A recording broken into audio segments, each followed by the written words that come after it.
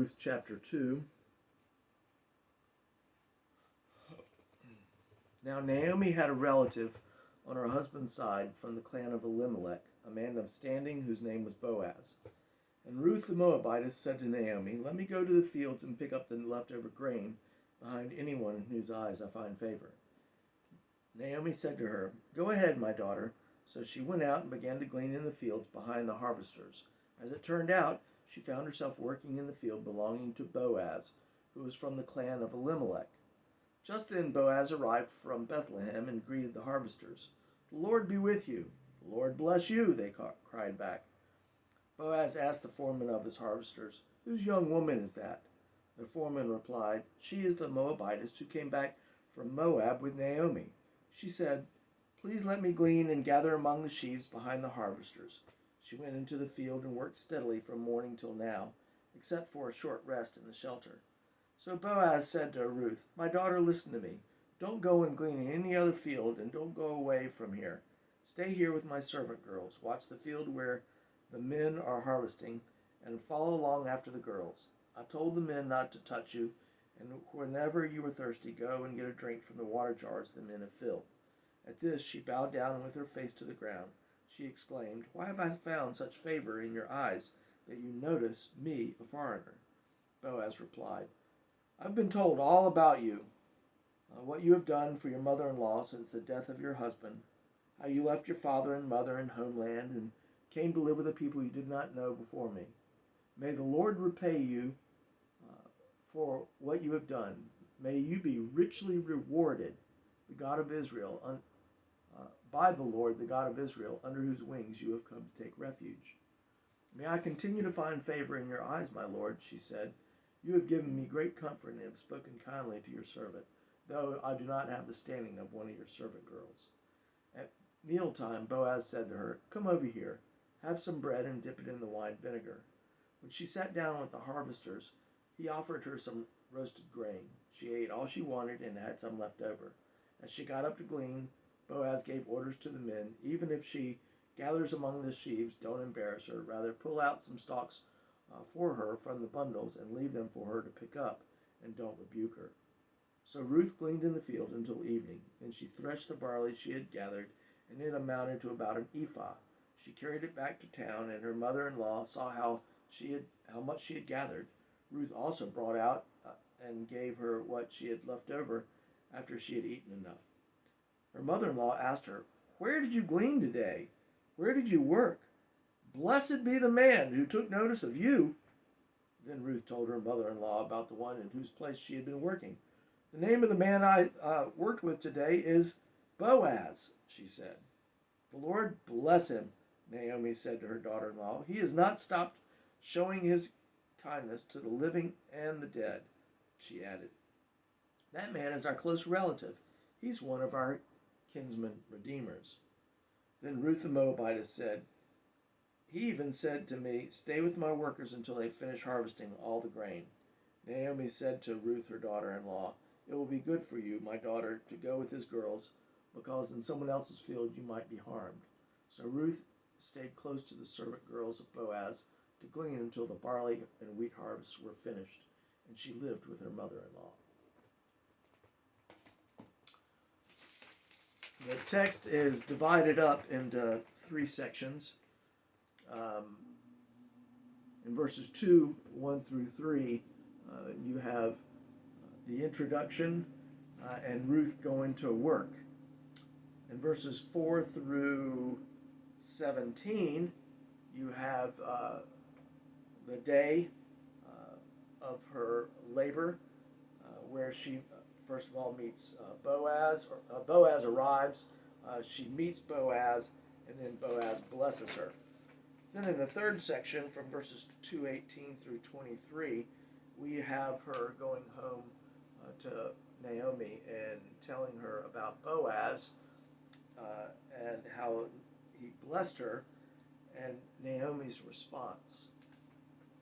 The exegetical idea is God leads Ruth to find work in Boaz's field. And the homiletical idea is God cares for those who put their trust in him. show you. This is a big, long text. I actually have to put 2 pieces of paper here to show it all. But you have the introductory first 3 verses, her going to work. And then the introduction of Boaz into the scene where he meets her, and then he interacts with her. And then down here at the bottom, last couple verses where he blesses her. And then finally her going home to Naomi. So ultimately, you have a means to an end, and then a fact and an interpretation. You have this event, and then an interpretation to Naomi. The main event has a lot of information, but the end down here at the bottom is where the main point is.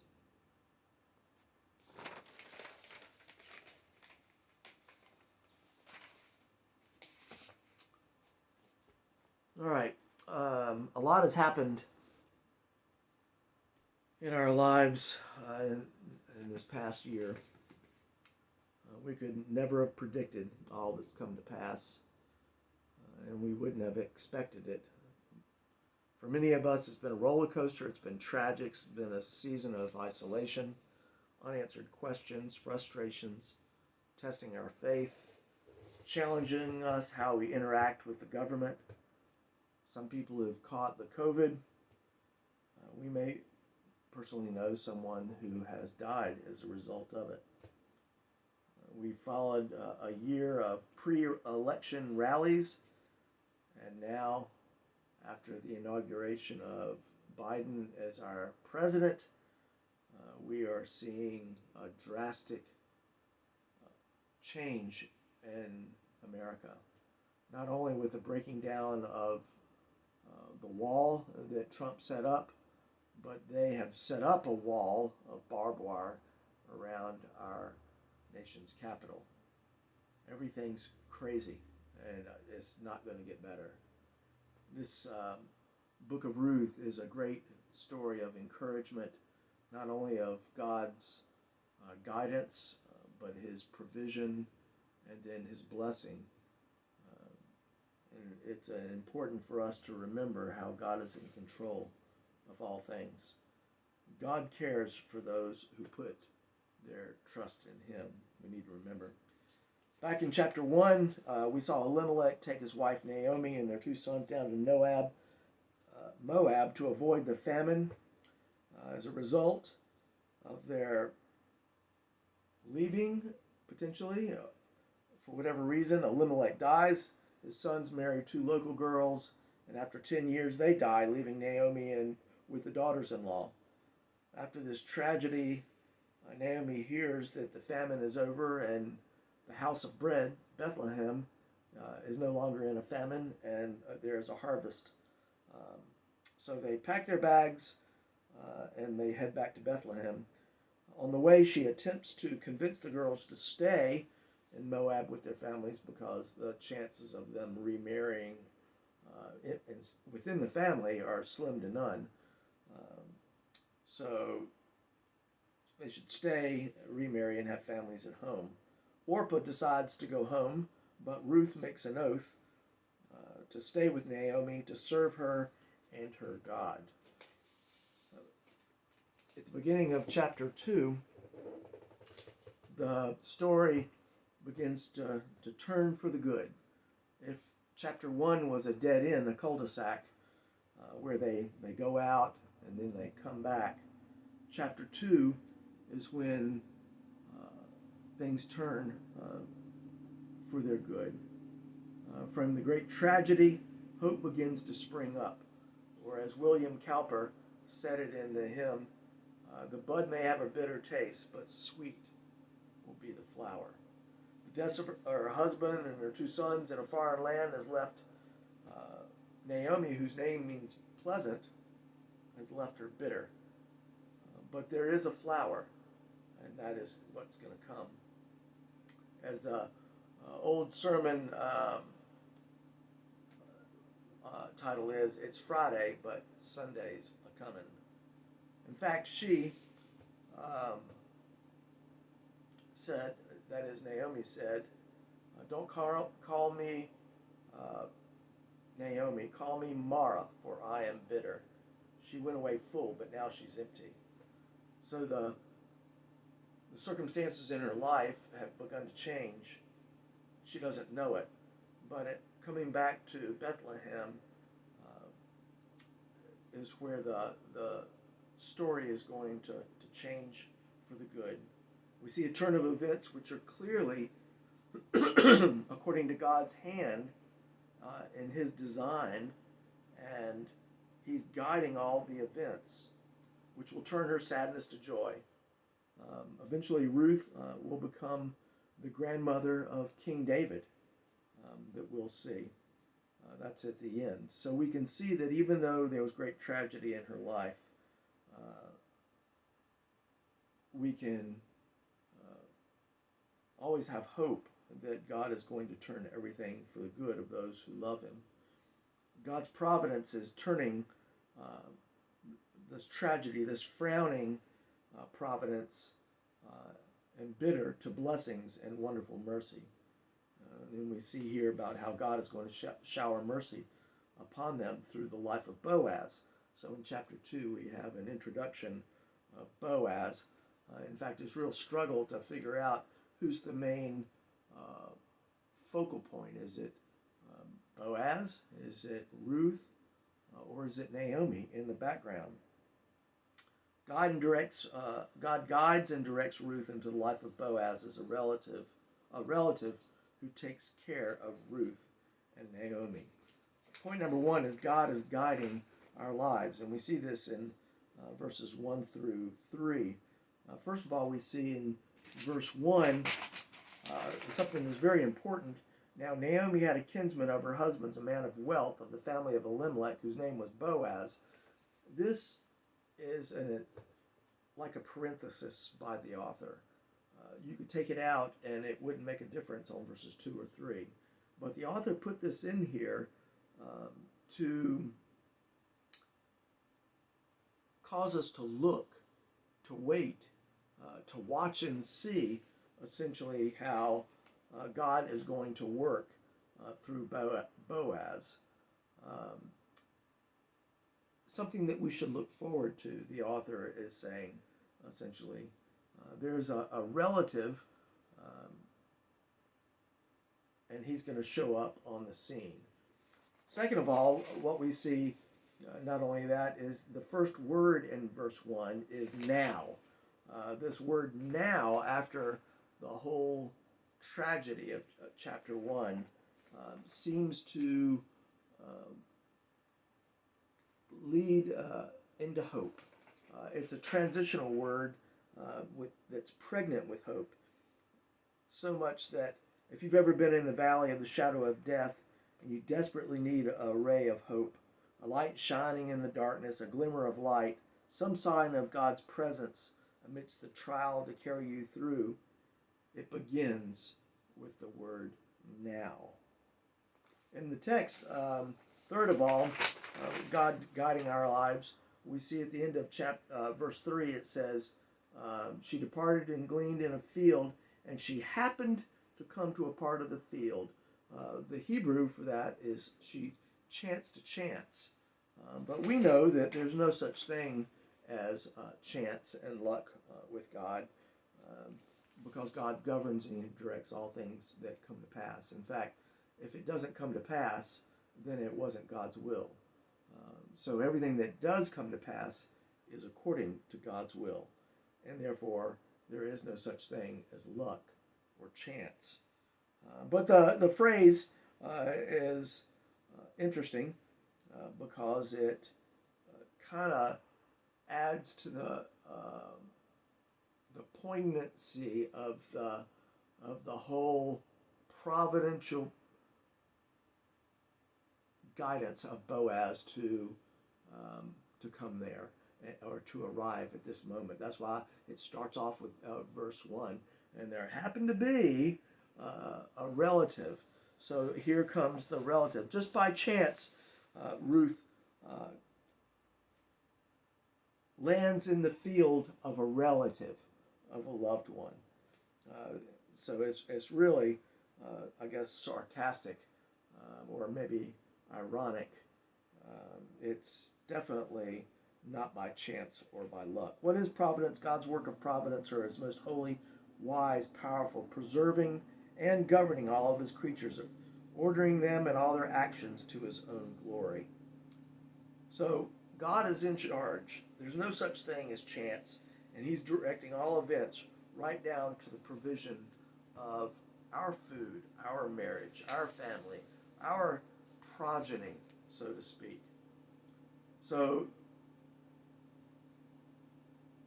chance to chance undermines purely rational explanations for human coincidences and experiences, and directs all of our attention to God's guidance, his direction, and his control.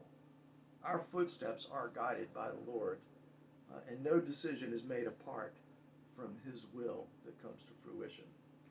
The author is saying, see, watch the hand of God at work in the details of Boaz and Ruth here.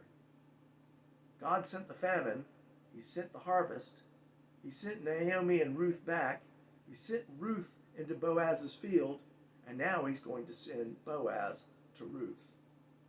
Let me read something to you. We live in a time when divine government of details of our lives has been lost. We hear the terms fate, luck, chance, rather than acknowledging of God's sovereign control over all things that happen to come to pass. For unbelievers, life is limited to a mechanical action and reaction, and anything beyond that is good luck or bad luck. For Christians, as we grow in our knowledge of God and our eyes are open to see his handiwork, we learn about his sovereignty, his sovereign power, and we begin to trust how he is guiding our lives, and that there are no accidents or chance outcomes. In fact, we see God's providence, not luck, directing and controlling everything that comes to pass. We learn to trust in God's providence, God's plan, his sovereign will for our individual lives. Yes, God does have a plan. He had a plan before creation. He had a plan after the fall. In fact, he has a plan in everything from the very beginning of Genesis to the very end of Revelation. He's not only the Alpha and the Omega, but he sustains everything in between too. Point number 2, God provides for those who trust in him. This section is a little lengthy, and it's broken up into three distinct sections. Boaz hears about Ruth, verses 6 and 7. Verses 8 through 14, he encounters Ruth. And then 15 through 17, he takes care of Ruth. When Boaz comes onto the scene, everybody blesses him and he blesses everybody else, showing not only that he's the owner of the land and he's well respected, but it sounds like he's a godly man. He's a true Israelite, and giving peace and blessings to everyone and everybody in return. It makes it sound like it's going to be a great day, and everyone's excited to get to work. The harvest season has begun, and God has blessed us because there's been a famine for all these years, and now with the famine lifted and the harvest here in front of us, we have so much to be thankful for.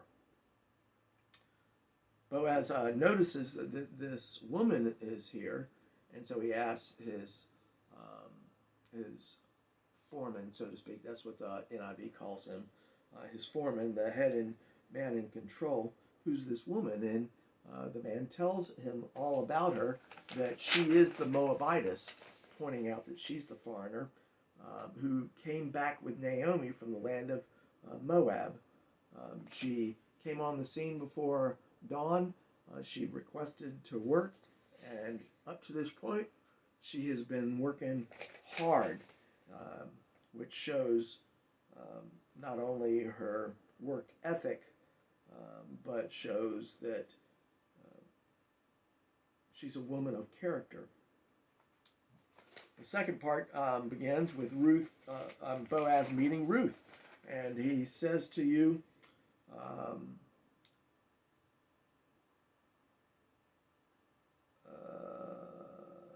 let's see, then Boaz said to Ruth, now listen, my daughter, do not go and glean in another field, or another field to leave this one, but keep close.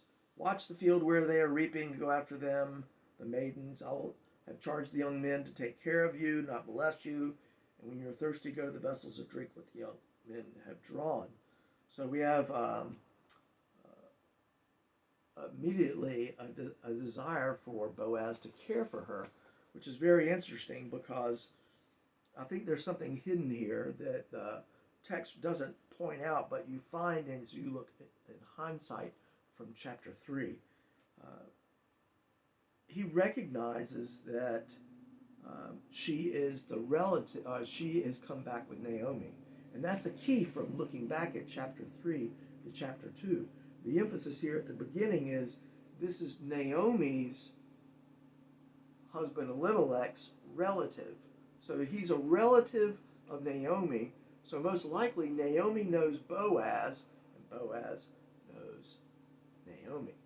So to hear that this woman who's working in his field happens to be the woman who has come back with Naomi, maybe he's already heard about Naomi coming back. But then to find this woman working in his field, and then she turns out to be working so hard. She's been showing a great work ethic. Everybody has everything positive to say about her. Then when Boaz notices her, he shows her some favor. The word here is chesed, kindness, loving kindness of the Lord. This covenantal faithfulness of grace and mercy and love expressed to her. He's looking to take care of her because he knows she's with Naomi. So she turns around and she says to him, why have I found such favor in you? And this is where he says to her just what I've been saying. He says, oh, I've heard all about you. Boaz says, all that you have done for your mother-in-law since the death of your husband has been fully told me, how you left your father and mother, your native land, and came to a people that you did not know before. So he's heard everything about her, and that's why he's showing her this kindness, this loving kindness, showing her such favor.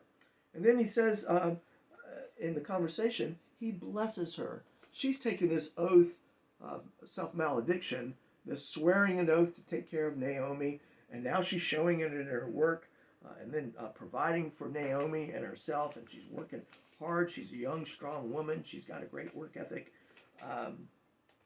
Boaz turns and he blesses her with a benediction. It sounds like, kind of like the Numbers benediction, may the Lord bless you and keep you. This instead says, may the Lord repay you for what you have done, and a full reward be given you by the Lord, the God of Israel, under whose wings you have come to take refuge.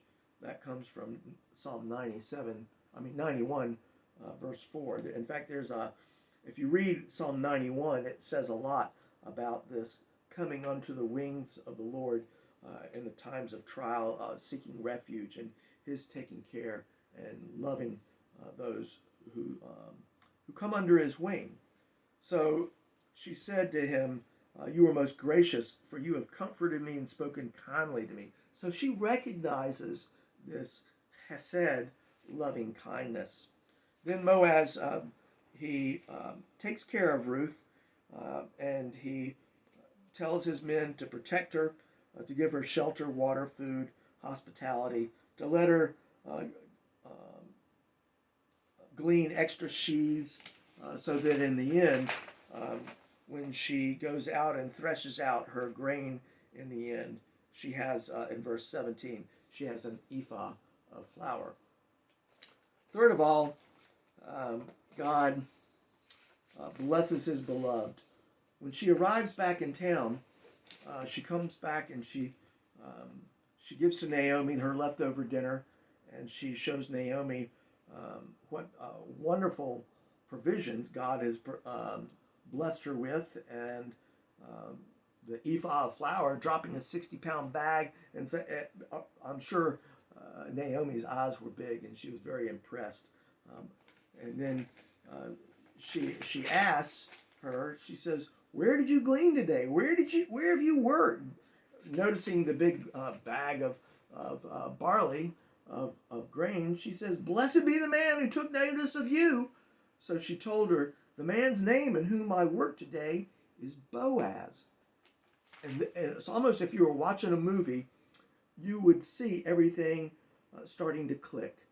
As I say in chapter 3, the bells must be ringing. The lights are turning on, because Ruth is telling Naomi that the field that she is working in is a relative of Naomi's. So taking us all the way back to verse 1, you can see how the author has put at the very beginning, now Naomi had a kinsman of her husband's, a man of wealth, family of Elimelech, whose name was Boaz. So Naomi doesn't know where she's been working, but Ruth has been working hard in the field, and she's been blessed by Boaz, and now she brings it home. And Ruth sees the blessing of God, how God is working and orchestrating. Even though she lost everything, now that she's returned, she's living in town, her daughter-in-law is out working, and she's working for a relative whom she knows is a kinsman redeemer. That's what she says. She calls him, he says, that man is a relative of ours, one of our nearest kin, and the word for that is goel, or kinsman redeemer. So she says that man is special, and so she recognizes the tie to the beginning. Boaz here, as we're going to see in chapter 3, God is going to use not only to show them loving kindness, but as a kinsman redeemer, he is going to be brought into a special relationship with Ruth, and as a result of Naomi's working things together in their relationship. What's the conclusion? God is in control.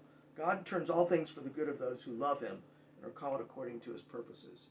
In hindsight, from chapter 2 to looking at chapter 1, it'd be easy to look at the dead end that they were in.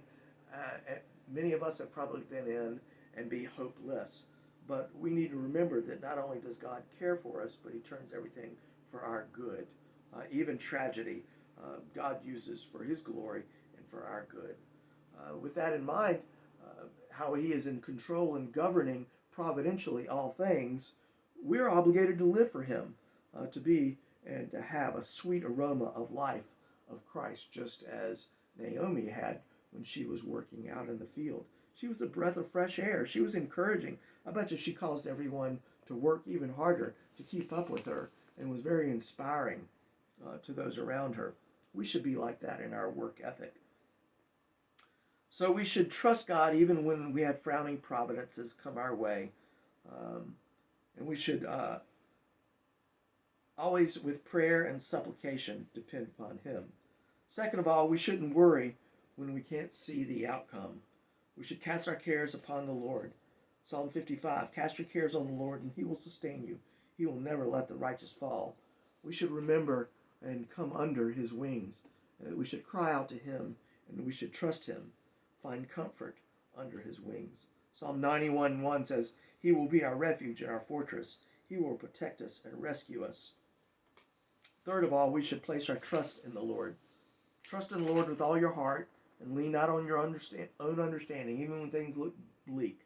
In all your ways acknowledge him, and he will make your paths straight. God uses tragedies in our lives to bring us to the end of ourselves. He opens our eyes to see that everything we have trusted in apart from him is empty. He shows us his loving kindness in Christ, and that we need to place our hope and our trust in him for our salvation today and for eternity. Amen.